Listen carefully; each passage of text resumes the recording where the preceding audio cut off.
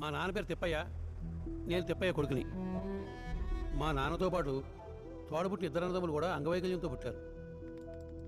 ముగ్గురు కూడా ఎలా ఎందుకు పుట్టారంటే అదేదో జెనెటికల్ ప్రాబ్లం అని డాక్టర్ చెప్పారంట. నడవలేని స్థితిలో ఉండడం వల్ల ఎవరూ బడికి పోలేదు. మా నాన్నతో పాటు పెరిగిన వాళ్ళ తమ్ముళ్ళకి చదువు లేకపోవడం వల్ల వాళ్ళ బంధువులు మోసం చేసి మొత్తం ఆస్తి రాయించుకున్నారు.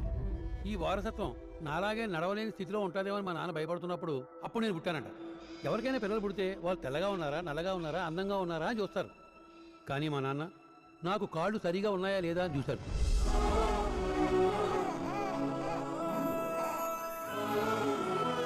నేను ఏ అంగవైకల్యం లేకుండా పుట్టిన సంతోషంలో మా కుటుంబం ఆనందంగా ఉన్నా ఈ ఊరు చూసిన చిన్న చూపు నన్ను బాధించింది.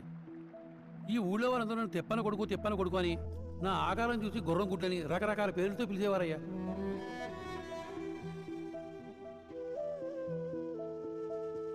ఈ ఊరికి నేను ఎలా కనిపించినా మా నాన్న నన్ను అయ్యేం పట్టించుకోకుండా పెంచారు. మా నాన్నకు నేను చదువు నాలో చూడాలనుకున్నాడు. నేను బాగా చదివి బడిపంతులయ్యాను. ఏ ఊరైతే నన్ను తక్కువ చేసి చూశారో వాళ్ళందరి ముందు నేను తలెత్తుకొని తిరిగాను. మా నాన్న వాళ్ళ బంధువుల మీద ఆస్తి కాజేశారని కేసు వేశాను. కేసు గెలిచి నా ఆస్తి నేను తిరిగి తెచ్చుకున్నాను.